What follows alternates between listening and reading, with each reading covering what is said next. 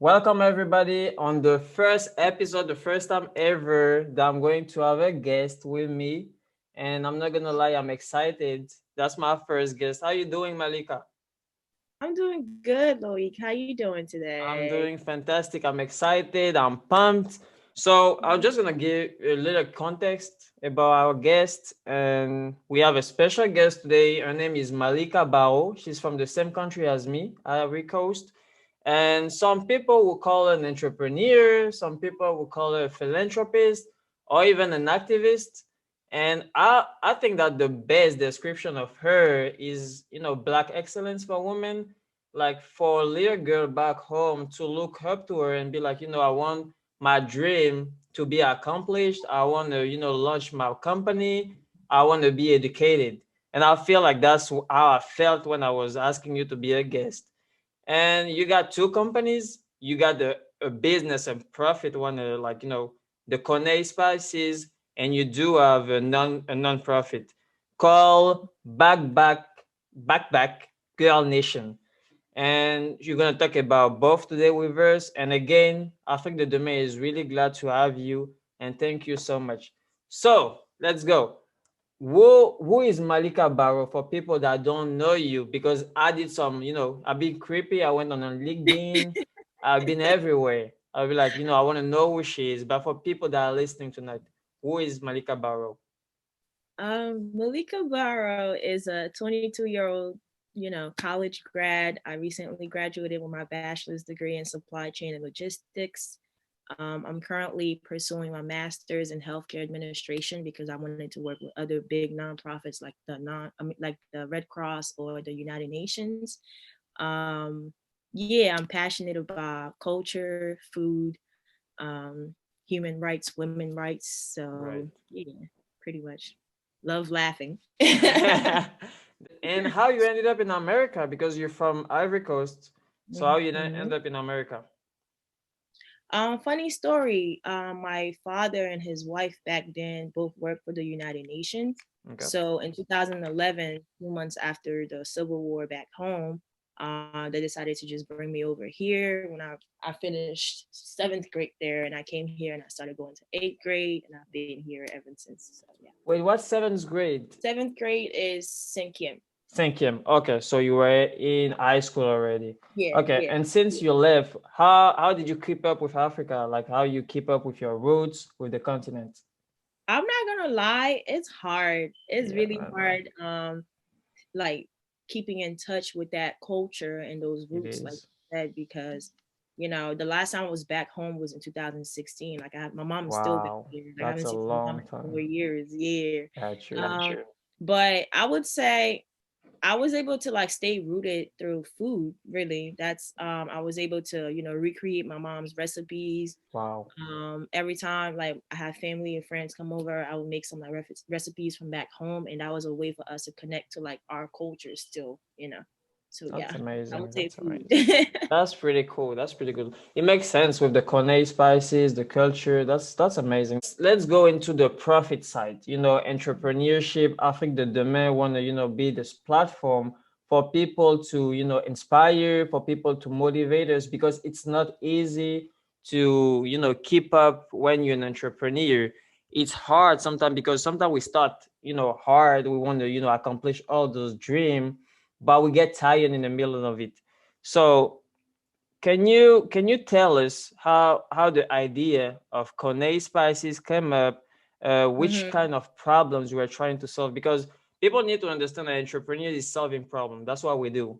We see something that is wrong in a company or in life in general, and you just try to fix it. So what was the problem?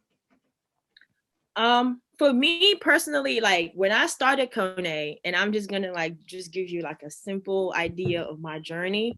When I started Kone, I was a sophomore in college, and Yep. I had my first apartment, my own freedom, my own kitchen, and I love cooking naturally. So I was always trying to think of ideas of like how Mm. can I incorporate mom's recipes or her spices or her marinades and like different like dishes like Indian dishes or American dishes or something like that.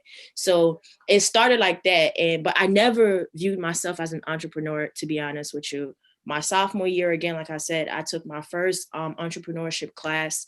And one of my business mentors today was my professor. His name was Dr. Dominic. And I remember he asked us once, like, who in the room thinks of themselves as an entrepreneur? And I didn't raise my hand because I didn't. Like, I didn't think of myself as a businesswoman. I was like, Right. what is it to be an entrepreneur? And then I started, like, at the end of the semester, all I took from it was pretty much is being a person who's willing to take risks. You know, Exactly. you got to have a vision, you got to have an idea, and Right. you got to like be willing to go after it no matter what. So I was like, you know what? That's it. I'm doing this. I'm passionate about spices. I'm passionate about cultures. I'm passionate about food. So how about I create something? And then it was also a time where I used to feed a lot of my friends in college. Right. And a Oh, lot of them like don't know how to cook. you are Like the one we're looking for. We need that. Those people that cook in college, we love that. my friends, half of them, more than half of them, didn't know how to cook. You I know. didn't know it either. I can relate. I need a friend like you even now. We need that. Like, and then I was like, all right. So I was always, having like dinner night at my house, and I was Right. thinking of ways like how can I create something that can also help college students.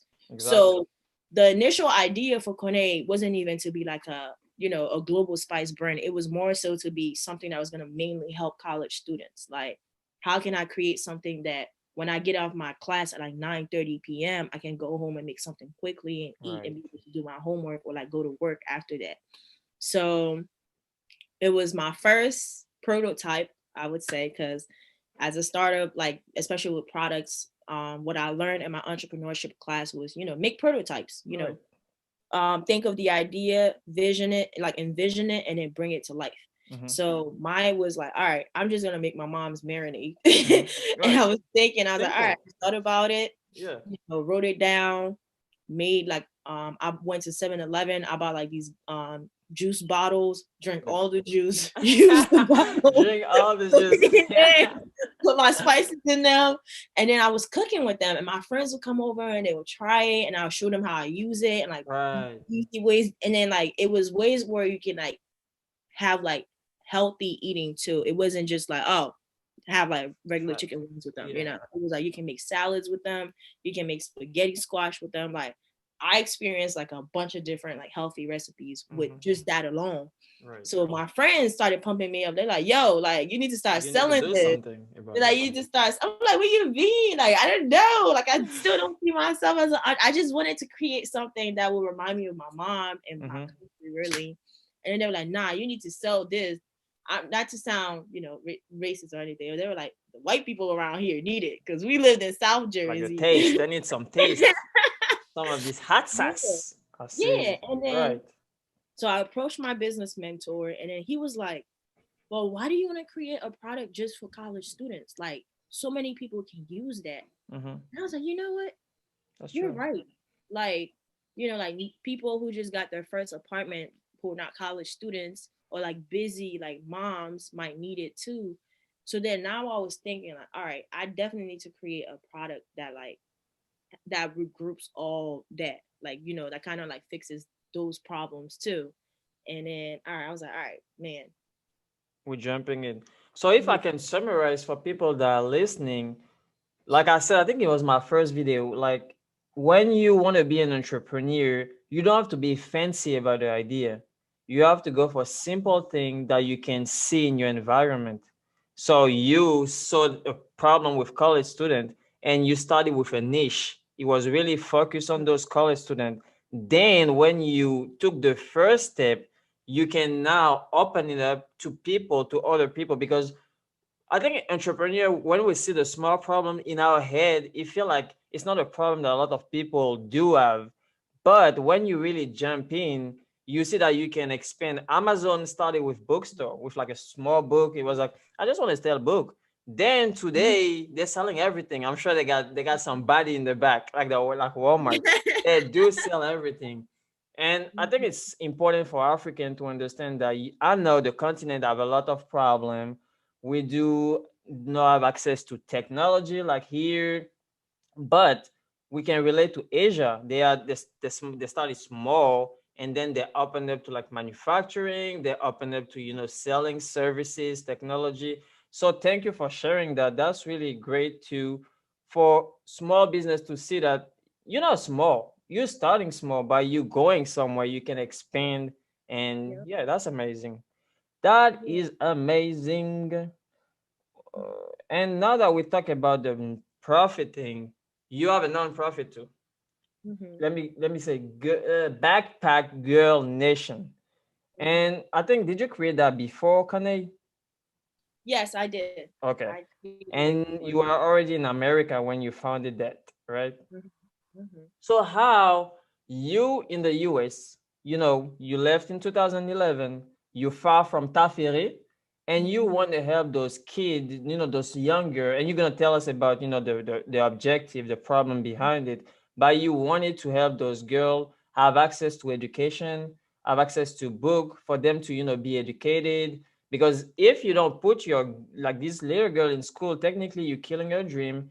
You're mhm. preventing her from, being financially independent. You're preventing it from helping Africa. So how you came up with that?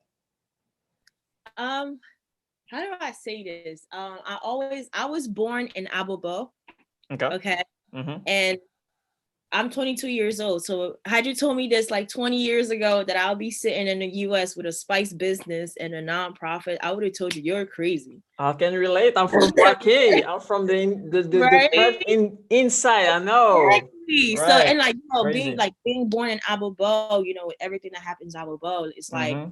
when you say you're from there, you were born there, people automatically think that, oh, oh, you must be a thug or Right. poor or this Right. and that.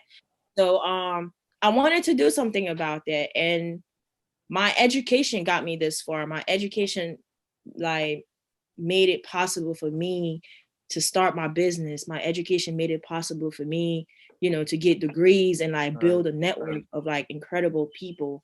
Um, yeah, when I was back home, when I was a little girl, like when I took that book back on and I went to school, like I felt like a That was a superhero. great feeling. Yeah, I felt like a superhero.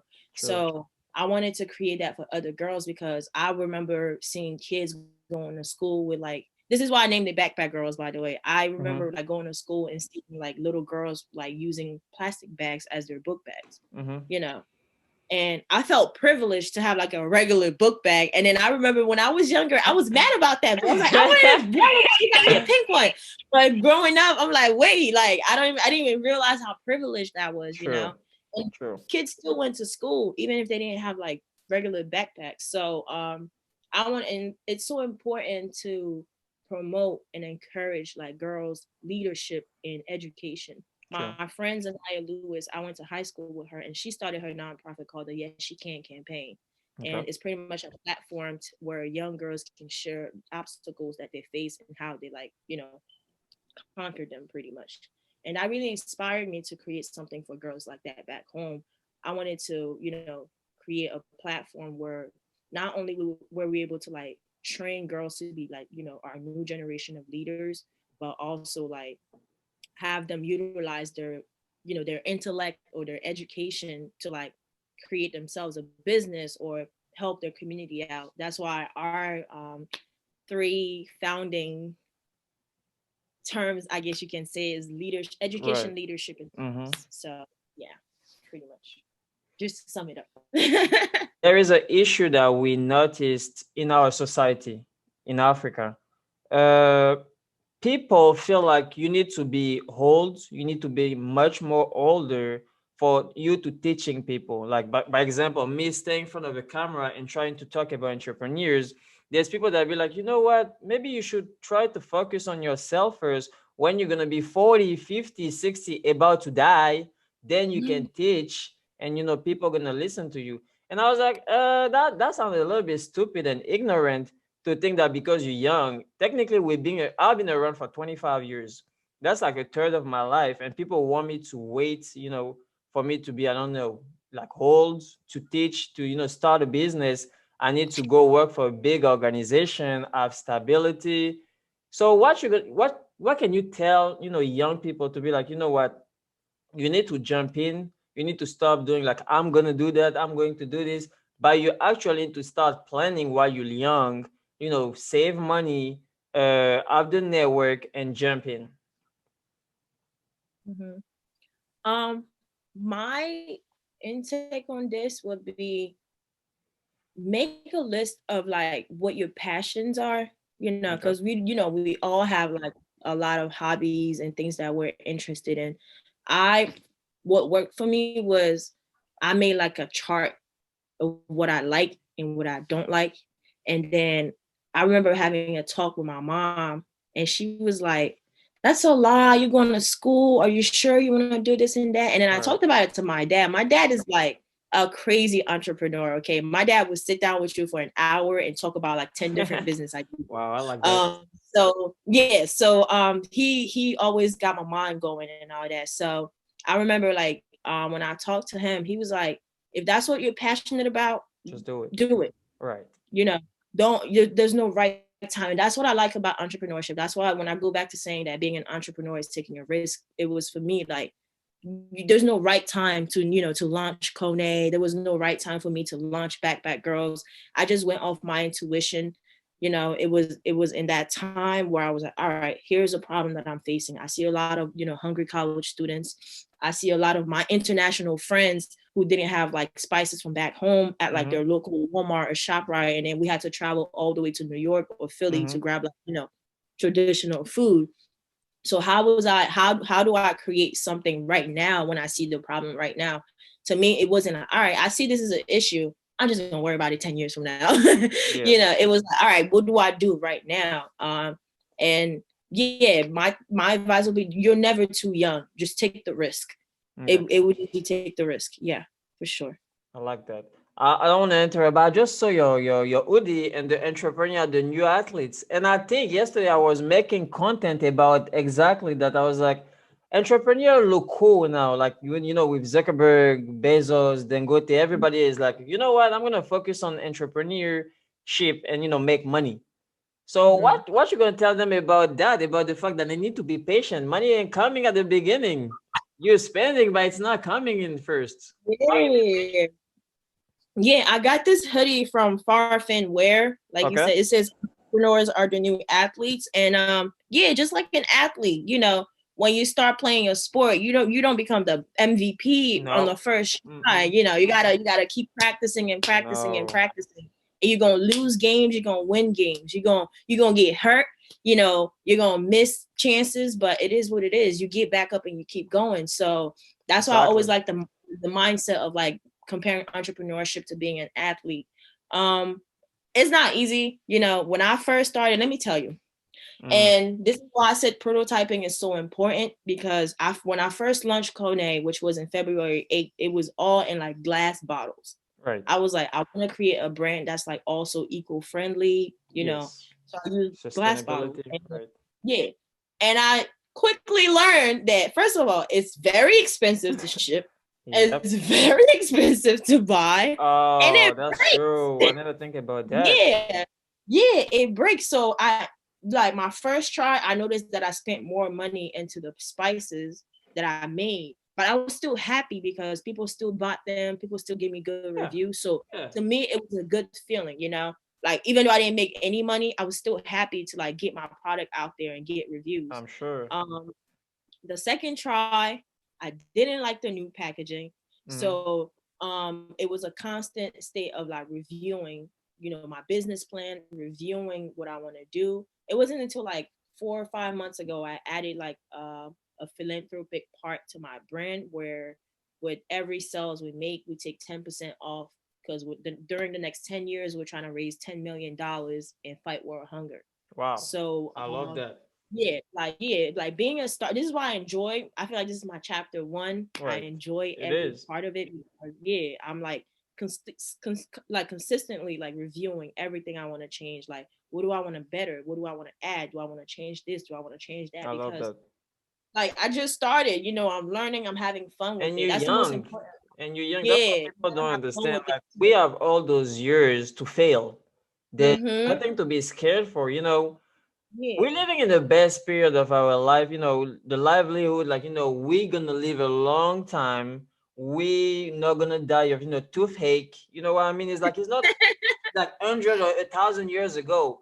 So we got time to experiment. We got time to fail. Like you said, entry like athletes, they have to be in the locker room. They have to go to all those training. They have to fail. They have to shoot a lot of basket. The NBA player that we see every Saturday, they're shooting. The magic happen behind the scene. Like what we're seeing with Zuckerberg, what we're seeing with Dangote, that's not what entrepreneurs is about. Entrepreneurs is the thing that you don't see when you wake up in the morning and you want to create content and you're like, oh my God, I'm tired. I don't want to be in front of this camera. I want to be out, but you gotta do it.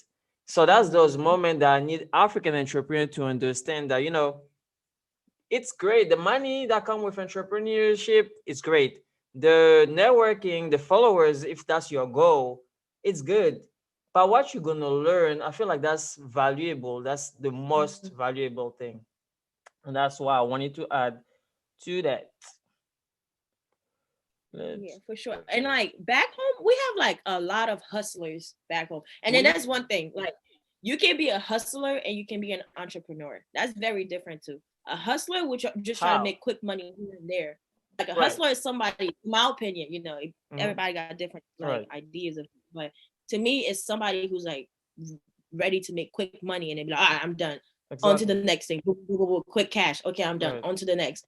An Right. entrepreneur is somebody who actually like studies his or her craft so that they are building a foundation for something that can like still be around during the next 10, 20, 30 I years, love that. and it's still growing. And not only is it like selling, it's also helping out. I want Exactly. my An business to impact. like be helping people too. It's not just like I'm Just making the money off money. of it. Yeah. And Exactly. that's one thing I learned. I spent 4 years in business school. If you ask me like a math question, I tell you I don't know I don't know. squat. Okay, but one thing I learned was corporate social responsibility. And that's one topic that I really enjoyed. And I always try to incorporate that in everything I do. So, yeah. Yeah, and I agree with you. The hustler and entrepreneurs, I think I see that a lot in Africa. When you go in the market, you see Mhm, hustlers. That's people that want to replace their income. They just want to make enough money to be able to mhm, provide for the family, to be, able to provide against, emergency. But when you're mhm, thinking about entrepreneurs, and I think we don't have a lot of that in Africa, is people that want to grow business. They want to be mhm, able to have multiple locations. They want to be able to raise capital. They want to be able to grow a startup to a medium-sized company to a big mhm, company, and we don't have a lot of that. And it's so important that people need to understand that entrepreneurs pass by education. You cannot just mhm, grow a startup with luck. I don't believe in luck. I do believe in hard work and learning from your mistake, because a lot mhm, of people have failure in life, but not a lot of people learn from their mistake, because they're gonna do the same mistake again and again till you learn. A failure and a mistake become valuable when you learn the lesson from it. And that's why I wanted to add. Thank you. Yeah. No I feel like, problem. they needed to hear that. They Ooh. do, they do. We need to. Yeah, for sure. For sure. Well, we're Yeah. talking about education, and you're a recent grad. You went to Rowan University, and you got a Mhm, bachelor in logistic, in material and supply chain.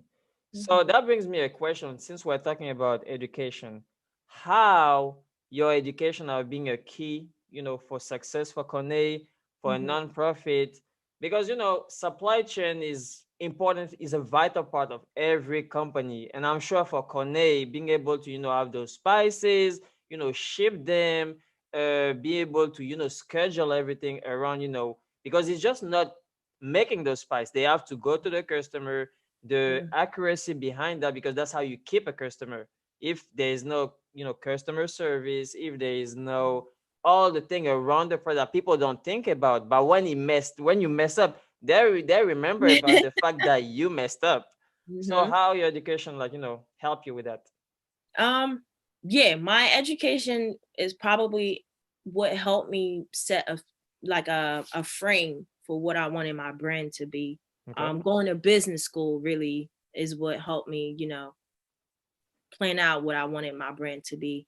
I took marketing channels, I took services marketing, which taught me a lot about like, customer service Hmm. and supply chain. Supply chain is like the backbone of every It business, is. It you is. know. So I started college as a management major, and I was like, I ain't trying to be just some regular manager. Right. What is Nah, this, right? that's I kind was like, of I want boring. something more challenging. I want Right. something that I know is vital. Like, I want something that, first of all, there's not many women that look like me in the field.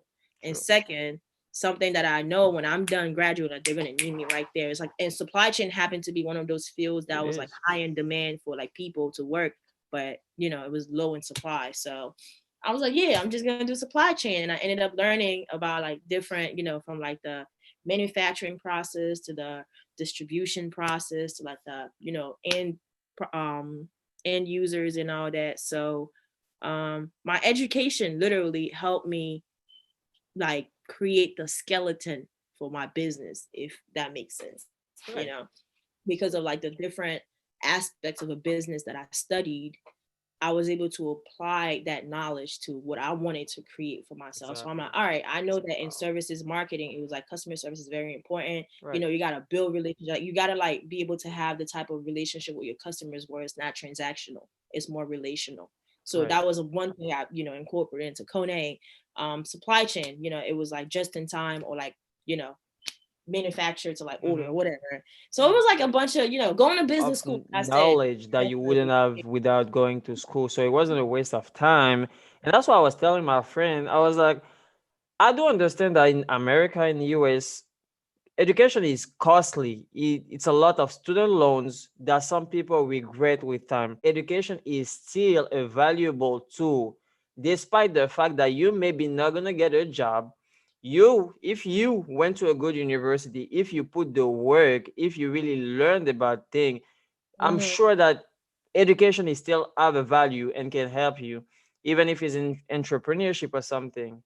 So I think it's really important for everybody to know that school do have value still. So that's Yeah. what I really wanted to add. I also wanted to add that like going to college and getting an education helped me build a network. Like, there's a Exactly. You see, saying that your especially in Harvard, I'm sure those that's why oh they're yeah, going. That's yeah, why they're yeah. going. That's mostly why they're doing, because you Exactly. gotta think about it. Your network is your net worth. It's the You wealth know, now. Hmm. yeah. So I was able to like my freshman year actually. Sorry, I applied for a job on my college campus rec, and I got a job there. So I Hmm. started as main office, assistant, and Right. I applied to become a building manager. I became a building manager my sophomore year. So that opened a lot of doors for me to meet a bunch of people. Um, Network with like a bunch of like school Meeting officials and people all is that. so That important. literally like, I've been obviously being a business student, you got to learn about, networking with people. But that helped me not only build up my network on LinkedIn, but also like a bunch of people who are like just willing to help me because they see how passionate I am about my stuff. So college is not just about, oh, getting a piece of paper. It's Like, your not. network is going to be more important than that diploma. So, Exactly. The yeah. tuition, I know school is buying a paper. Technically, it is buying a paper. This tuition is just that.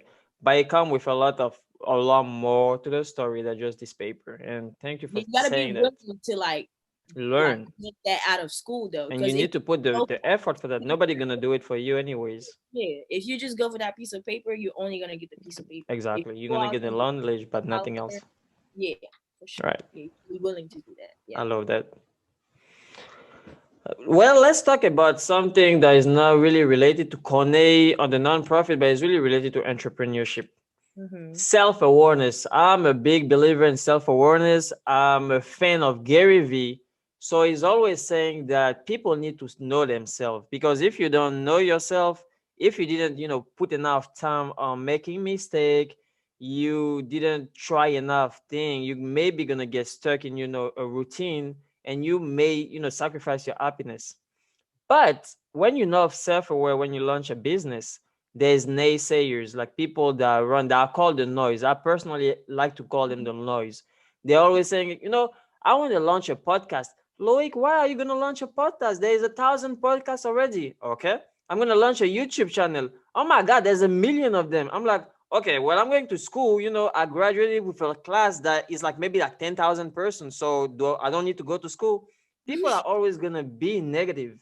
they're always gonna be like, nah, I don't think that's gonna work. How you need to build self-awareness enough to be like, you know what? I don't care about what you're saying. I don't care about what you're thinking. I don't care about your opinion. Everybody got an opinion in 2020. How you do that? I would say when you say self-awareness, I definitely know what what you're getting at. And it goes back to, creating your brand. When you create your brand becomes you become your brand. So when somebody buys a pack of Konay, they're also getting a piece of Malika, Right. and I wanted my brands to be based on integrity. You know, you got to be able to not only, be like have integrity, but you also need to, how do I put this in words? How do I put this in proper words?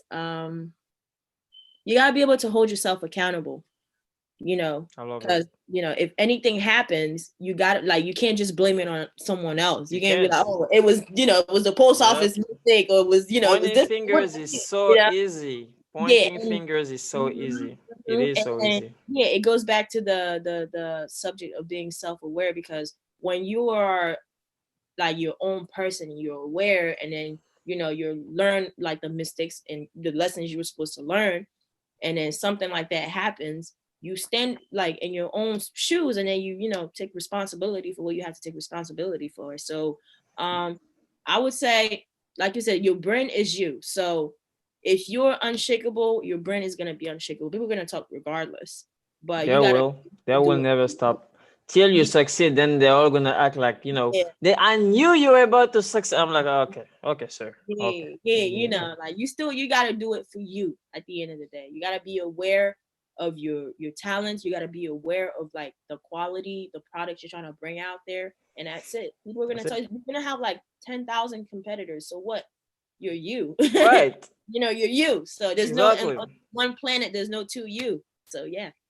And that's something I'm big on is like there's competition. First of all, competition is healthy. That's why I keep us pushing because when I go and I see podcasts of other people, I'm like, oh my God, I love it.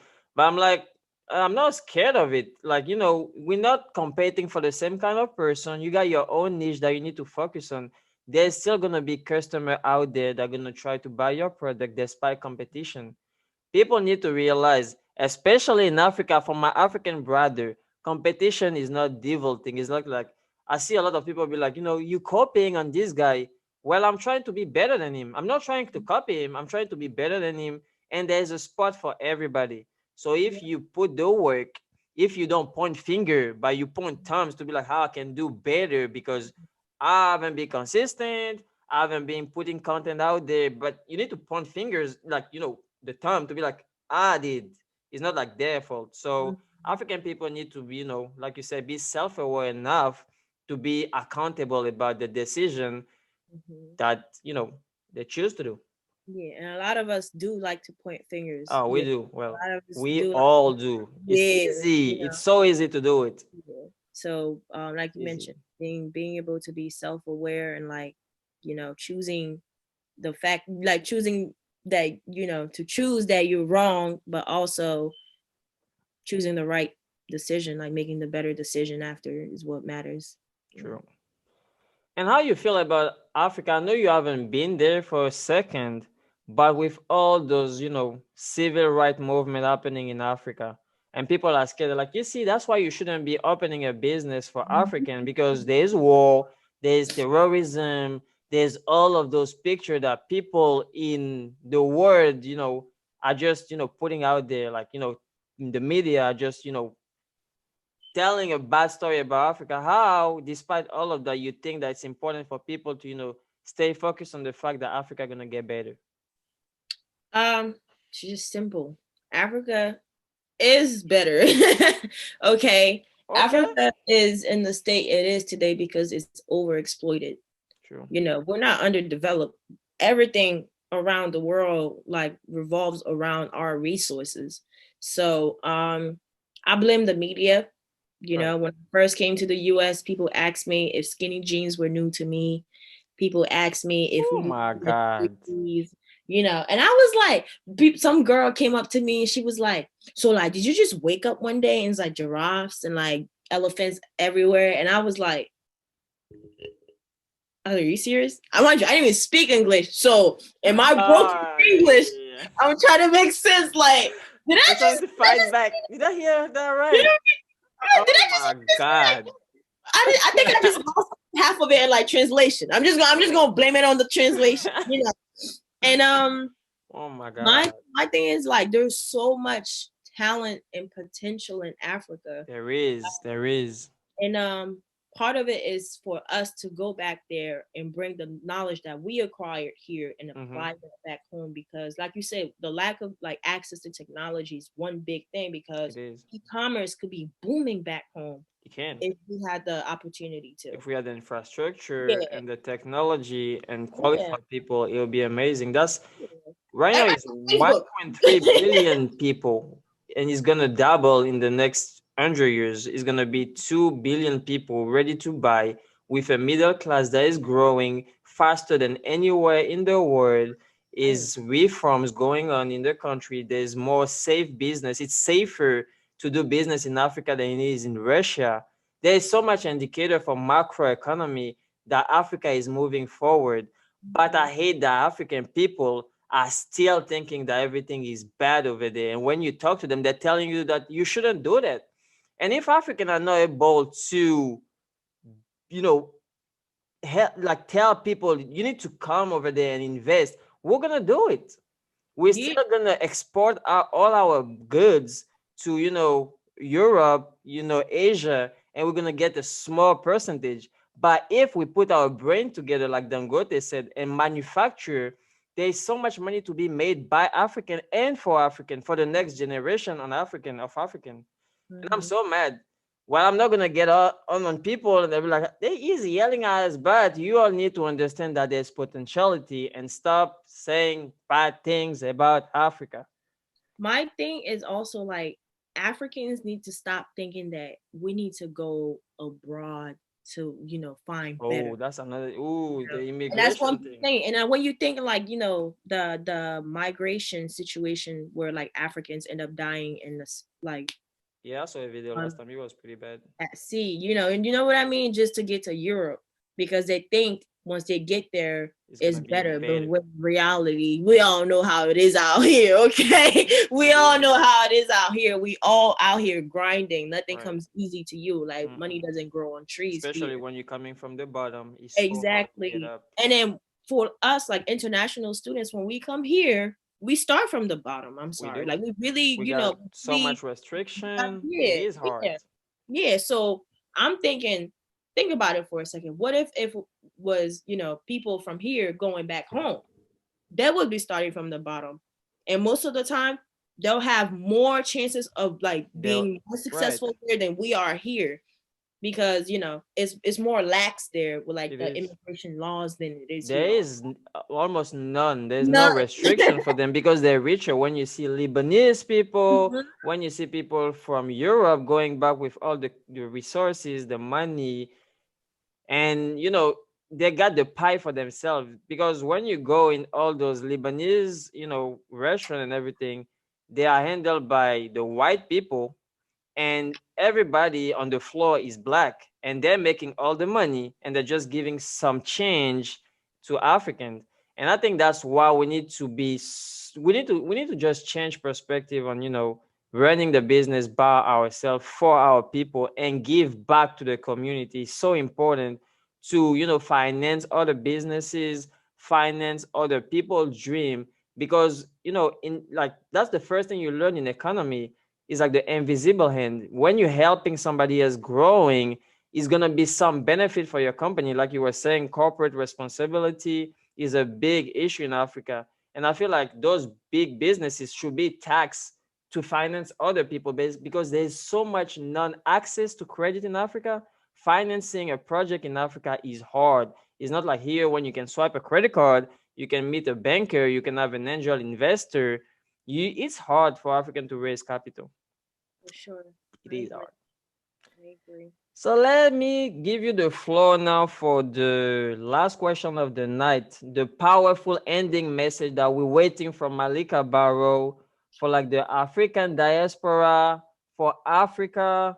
for Black entrepreneurs here in America, and most importantly, the message to empower the future generation of business women. What's your message for them? Oh, you just put me on the spot like that. I did. My message would be, I don't want to sound corny or anything like that, but follow your passions, follow your dreams. I'm a firm believer that when you do something that you love, that you're passionate about, you're never gonna work a day in your life. You're never gonna, like, it's gonna be hard nights, it's gonna be long nights, but you're gonna enjoy doing it. Like every setback, every fallback, every lessons, every like failure is gonna like be a happy one because you're enjoying what you're doing. Like every mistake you're gonna make, you're not gonna beat yourself down. You're gonna be like, oh, actually, I wasn't even. Right, exactly. Let me write this down. Now I know better next time. Another thing would be patient with yourself. Be patient, gentle with yourself. That's true. Trust the process. You're not gonna launch your business and then the next day you have like 1.2 million followers and you sell it at Walmart. It's not gonna be like that. And then you have to be able to break out of your shelf and really put yourself out there. Like for me, I'm a very shy person, so it was very hard for me to go out there and like talk about my idea, what I want to do with my businesses or like my nonprofits. So it was hard, but this is what entrepreneurship is going to do to you. It's going to change you, it's going to grow you, it's going to challenge you. So be tough. Be strong. Nothing comes. I like that. I love this message. Yeah. So yeah. So final thing, what are 3 words? 3 words that you want people to retain tonight about entrepreneurship, just in 3 words. 3 words that define Konay, all your story, all of it. Summary in 3 words. I would say culture, empowerment, culture, empowerment, and then the last one, passion. I love that. Well, we were with Malicka Barro today. That was an amazing message. I really, I want to say thank you. I think the domain want to say thank you to you for, putting content out there that can help somebody. And I think that's the most important thing. It's not to help everybody. It's to just, help one person to do better, one person to grow. Because if every individual is able to grow like that, Africa gonna change for sure. So thank you so much, Malicka, for being here. And I hope we're gonna have you, I don't know, in 5 years and see how it goes with Konay. We're wishing you all the best. And yeah, let's make it happen. It was an honor to be your first ever guest. I know, it was fun. For the other ones, I can't wait to hear, more content coming out from Africa Demand. I think we'll try. As like this are very important, especially for the youth like us back home who don't have access to what we have access here to. So them being able to have access to resources like this and like us dropping gems is very important. So thanks to you too for doing that. Thank you so much. We appreciate you.